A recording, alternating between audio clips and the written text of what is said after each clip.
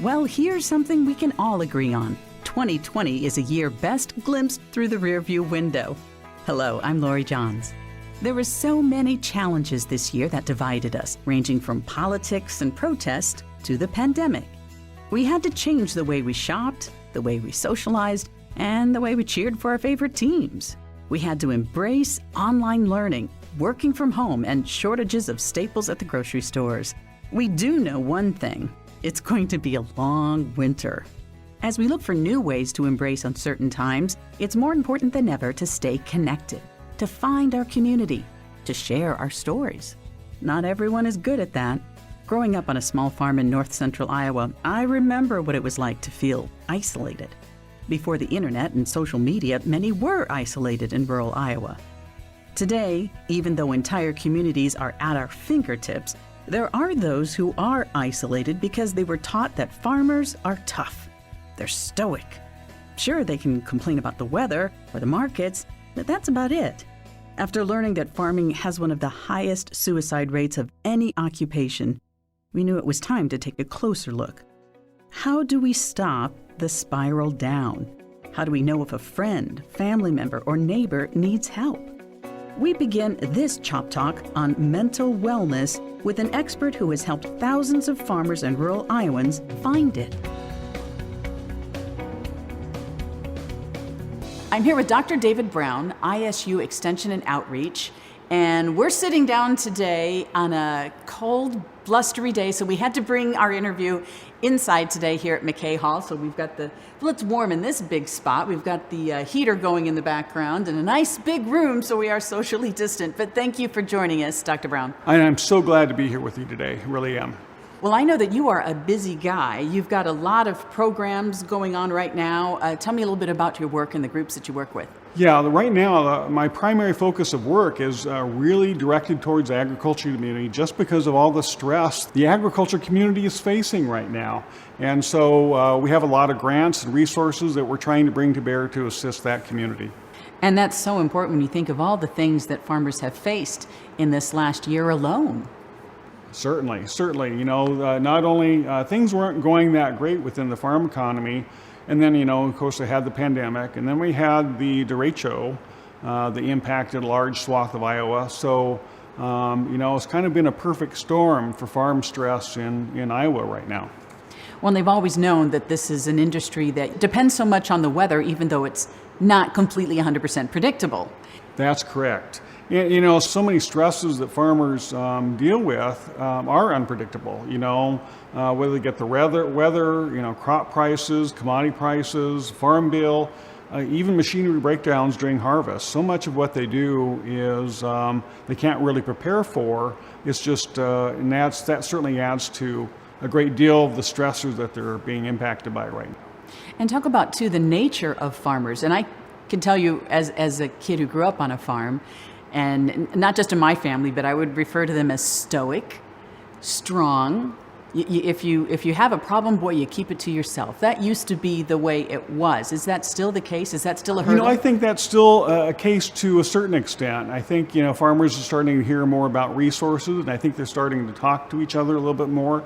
But, you know, those traits that you just mentioned actually made them what they were, you know, and those traits have kept them strong through all those different unpredictable stressors. And quite frankly, in Iowa, our farmers do an amazing job. You know, they know how to raise corn and soybeans, and they do it very well because of some of those traits that you mentioned. I can certainly understand the worry and the pressure. So many of them are carrying a legacy. 150 years this farm's been in the family. I don't want to be the one to lose it. Oh, sure. That's one of the key stressors going on. Just that pressure to potentially losing a farm that's been in the family for generations, and that's a lot of weight to bear for someone, especially young farmers, and just new into the field. What are the risk rates here for the industry? I know that you also have worked with the military. Is it comparable? You know, the risk rates for the farmers are pretty high right now, because of a lot of unpredictability. The military's been really good at providing a lot of resources and that are very accessible. And they've also done a really good job of kind of trying to overcome the stigma of reaching out for help. You know, we're not quite that there yet with the agriculture community. Most definitely. Is it also something that cuts them off from possibilities of asking for help or acknowledging it? Oh, sure. I mean, you know, the last thing I think someone who's independent, stoic, things like that, the last thing they want to do is ask for help. We know that individuals are more likely to seek out help if someone close to them asks them to. So, you know, maybe it's the friend of that farmer, a family member, things like that. You know, if they're starting to see some things that maybe they're concerned about, and if they ask the person to get help, then they're much more likely to succeed and get that person moving in the right direction. That's right. Well, what are some of the ways that we can help them maybe acknowledge help, or certain signs to look for, say, with a loved one or themselves? You know, that could include irritability. It could be, you know, lack of engagement and things that they were interested in before. Could be isolating themselves, which is a little bit harder to assess because, you know, we can't go to so many places anymore. You know, we're not maybe going to churches often or things like that. So where do we begin the process to get them some help? What should we do? One of the key issues or the really quick resources for individual access is the Iowa Concern Hotline. What's so great about the Iowa Concern Hotline, it's available 24 hours a day, 7 days a week.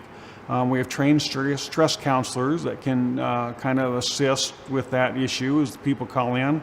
But they also have access to resources in every county across Iowa. And so they can make a quick resource and referral contact with that individual as well. And again, it's free, it's confidential, and that's always a great resource. And, you know, just call 1-800-447-1985. And they can talk to a person at that time. I better have you give me the number a couple of times. One more time, 1-800-447-1985. And that 1985 should be very easy to remember because that was the year of the first farm crisis. Yeah. And that's when that hotline came into existence. And so we've been maintaining this hotline since 1985. So when it's confidential and... It's confidential, it's free. It's available 24 hours a day, 7 days a week. Okay, that's wonderful. So if you have a loved one or maybe even a neighbor and all of a sudden let's say that, you know, you don't see Bob at the local cafe anymore because COVID or whatever. Yeah. But they also don't return calls and you go and you drive by their place and now you see what used to be immaculate, now it's not. And you don't see them anymore. That's probably when you need to get a little concerned. It might be good to maybe stop by and pay a visit and say, hey, you know, I'm concerned about you. Here's some resources you may want to contact. And, you know, kind of help them through the process. Work with them together to make that phone call. And that's probably one of the best things you can do. One of the things we tell people all the time is that it's so important for us to engage other people that may be in that situation. Because what happens is, you know, maybe we don't want to embarrass that in person or maybe it's inconvenient, but what we need to do now, because of all the stress out there, is we have to choose to engage. We have to choose to say, I am going to stop by and see how he or she is doing and make sure they are okay. And I'm going to bring some resources with me because if they're not okay, I want to work with them to help call this number to make sure that they get the help that they need. But it does take a strong person to ask for help. Seeking help is a sign of strength because then you're going down the right road. It may be difficult, but you're getting the help that you need to access for your own benefit. Are there resources they need to tap into, networks? Sure, there's another resource I'd really like to mention. It's actually a new resource called COVID Recovery Iowa. And this is a resource that's actually funded by FEMA. And what that service provides is free virtual counseling to anyone impacted by COVID, which means basically anyone in the entire state. And so again, those services are available free and they're confidential. They provide anyone from in the rural community, farming communities, elderly, youth and families all benefit from the resources provided by COVID Recovery Iowa. 1-800-447-1985 and you can say, hey, I need to get hooked up with a virtual counselor through COVID Recovery Iowa. makes it pretty easy to access a lot of great resources across the state. One of the things I do want to mention is mental health first aid. We are offering that virtually, and farmers, agribusiness community can access that program at no cost. Register online through the ISU Extension website. Type in the code AGPRO, AGPRO, and they can register for that class at no cost. Good advice from Dr. David Brown. Taking advice from experts is one thing, but not everyone will do it. It's why sometimes it's easier to hear how to build a connection with someone who has common ground, a neighbor, someone who's been down the same path, who knows what it's like because they've been through it and have come out the other side. I met a couple of people like that. I want you to meet farmers Al and Kathy Wulfekuhle. I went to their farm in Buchanan County to talk about the challenges of 2020 and the many others they've faced and what they've learned along the way. Advice that can help us all, beginning with what new lessons they learned when COVID had them scrambling to handle full pig barns. After 40 years, you think you've seen every up and down that is possible in a marriage and in a farming operation, and then 2020 comes in. It's just blown everything out of the water. We didn't have to euthanize any pigs, but it was pretty stressful there for a while when we were moving pigs all over the place and trying to figure out where we're going to put the next weaning. Because in pig production, pigs are born almost every day, and you have to keep making room for them. Well, certainly as a team, as you two are, how long have you guys been married? We got married in 1979. And I like to tell this story because I was 19 and Kathy was 20. We moved 32 miles away on a rented farm. We got married on a Saturday, took a short weekend to Chicago for a honeymoon, and on Tuesday we moved to the farm. And I was trying to be really efficient, and I had animals ready, and we started farrowing pigs that Friday. So married on a Saturday, moved to the farm on Tuesday, started having baby pigs on Friday. In February. So let's just throw that in there. And, I should have known. There's stress right there. So right up the bat. And I've never lived that down. No. Yep. No. So We bought our first farm in 1980, and by 1986 it was worth half of what we paid for it. And our net worth was zero, so we had just worked 7 years for really nothing. We didn't gain anything in equity. And so I think that's why we ended up raising a lot of pigs, is we just started renting neighbors' hog buildings and driving up and down the road with a 40-20 with a heat houser and a mixer to feed the pigs. And we just kind of kept growing from there. But yeah, the mid-'80s were really stressful, and there's a lot of people our age that didn't make it through that. It was a tough time. one thing during this whole COVID crisis period, you realize how far so many people are removed from the farm. For so long, everybody's ideal farm is, a couple cows, a few pigs, and it's, you're living the dream.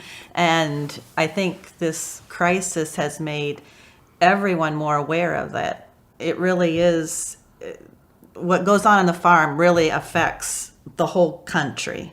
And it's your food, it's, you go to the grocery store, it just doesn't magically appear in the freezer case or in the refrigerator case with a gallon of milk. It has to come from the farm. And there's just different types of farms, and that's, it's a business. People don't like to look at it like that, and that was an added stress too, because we do have employees, and so you worry about their mental health too when things are not going the way they planned and they're working extra long hours. And we have great employees and great partners, and it's really rewarding for us. As a farmer, it's ingrained in you that you can always do it yourself better than somebody else. You just learn that, I think, and you grow impatient, and if it's not quite the way you want it, and patience is a virtue in this situation here. So. Now, when did you realize, though, there must have been a time where you kind of sat there or took an assessment, right? Mm-hmm. And you said, you know what, something's got to change. Yeah. It was. We moved to this location about 12 years ago, and that was a big part of it. Al our office was on the main sow farm, and I remember he came in and he said, Kath, if you could change anything, what would you change? And I said, well, I'm tired of doing chores, especially on weekends and holidays, and our kids were coming back on weekends and holidays, and I was still outside, and I said, and he looked, he goes, well, then we probably can't live here anymore.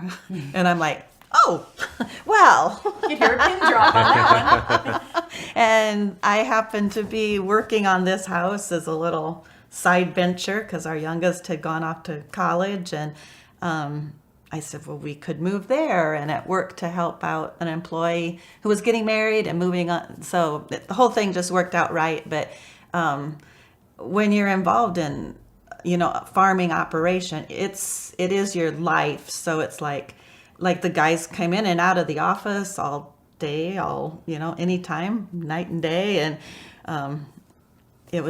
that was another stress, it seemed like. So this has worked out great. So it's gotten him a little further removed from the actual day-to-day physical operations, and that's an important step for anybody now too, especially during this time. You have to be able to remove yourself from that situation when just for an afternoon or whatever, you'd be able to step away, and maybe it's just, I don't know, going somewhere and reading a book, but you've got to remove yourself from being involved in all of the worries and the stress and everything of the day-to-day operation. So I think I've gotten that through his head. So It took a while. It took a while. It did. But, I think Kathy can read me if she calls me when I'm fixing a breakdown or things aren't going well. She finds out pretty quickly that I don't really want to talk right now. But then I'll call her back later when it's not so stressful and have a conversation. So I like it when she calls. Yeah. I like it when she checks up, but that timing isn't always opportune. Because there are people who are, and, not for nothing, but, farmers are sometimes known to be a little bit on the stubborn side. Yeah. Would you agree? Yep. I think as farmers, you have that attitude. You're going to do whatever it takes to get the job done. Yeah. And I always say farmers are mentally tough, and maybe that's another way to nicely say they're stubborn, right? But you got to be mentally tough because sometimes you work really long hours and you do jobs that aren't pleasant, and you have to work through that and keep moving forward. It's just it's hard a to tough see occupation. things clearly when you're involved in it all day long, 24 hours a day, 7 days a week. And sometimes, you work on something and it's just not going right. And if you can step away and come back 2 hours later and it's like, why did I not see that? Or why did that not work before? And it's just, I think you're in a different mental state and you're just kind of made a clear check, Right. Yeah. Well, what would be your advice into people who are, like I said, hearing this and they feel like they need to do something, they're in a rut, they're feeling pretty down, and they're withdrawing? What would be a first step for them to take? You've got to reach out. To be successful in life, you have to surround yourself with good people and surround yourself with optimistic people. We all know people that are, we call them Eeyores from Winnie the Pooh. And that's, oh, me, and oh, poor me. Try to surround yourself with successful people, optimistic people, and reach out to them. Don't be afraid to reach out to them.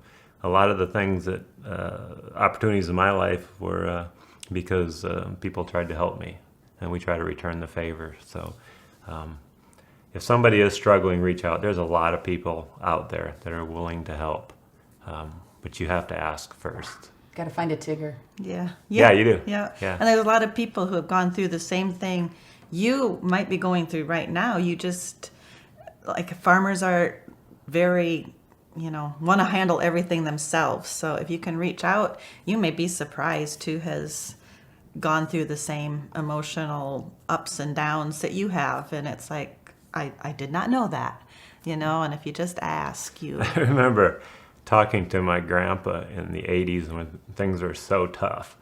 And, we're buying a farm and it was worth half of what we're paying for it. And starting to wonder if I should just let it go back, And I talked to my grandpa, and he said, I lived through the Great Depression.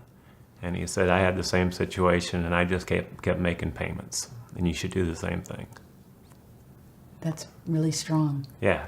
Yeah. That must have hit you hard. Yeah, but you see that somebody else went through the same thing. We're not alone, right? No, Right. no. Yeah. And then you've got to get over, you've got to call your problems challenges, and you've got to change your mindset that you like challenges. And we have a sign in the house that says happiness is a choice, right? You choose to be happy. And you also, as a farmer, have to choose to take on challenges and actually like them. Because otherwise, if you call them struggles or problems, and then the mindset starts to turn negative. Mm-hmm. Yeah. I like that. You guys there's something about you too. I think you both are just so positive and strong and creative. And, you have this great relationship, and you probably think all the things that you never know what's around the corner. What would be your advice if this is the crystal ball question? So, what would be your advice as you're looking forward to other people who, again, I know there's a lot you can't control, and certainly even less that you can predict. But when it comes to staying solid and grabbing onto resilience or whatever it takes to get through it, what would be your advice? Oh, boys, surround yourself with really good people. Yeah, that would be my thing. When I was coming out of the 80s and in the early 90s, and I was trying to grow the hog farm, and I went to a couple different lenders to borrow money to build a hog building, and they wouldn't touch me. And my local veterinarian, Dr. Bowden at the time, who's retired now, he took me to the bank. He knew the bank president, and he said, this guy is really good. You should help him out. And he did. Yep. He gets choked up about it, I know. Yeah. And right, isn't it amazing? People are so moving. Yeah. And you wouldn't have expected that. And now our vet is second generation Bowdens. Yep. So yeah, we're dealing with his son as our vet, and it's nice that you have that connection. And I think you do in a small community too, the rural community. You just are connected to so many people and so many good people that want to help, and you just have to be able to reach out and find those people. So Right. Even if you can't find the Tigger in your life to lift you up, remember, you don't have to be alone. You can call the Iowa Concern Hotline 24 hours a day, 7 days a week. That number again is 800-447-1985. It's free, it's confidential, and there's someone on the other line to listen. So while there's no way of knowing what's around the corner, I hope you listen to me now and know that it will get better. We are not alone. On our next Chop Talk, women advocates for agriculture. They embrace the challenge of helping farmers improve the environment. Who are they? How do they get farmers to try new practices that make a measurable difference? I'm Lori Johns. Join me for an inspiring chat with some inspiring women.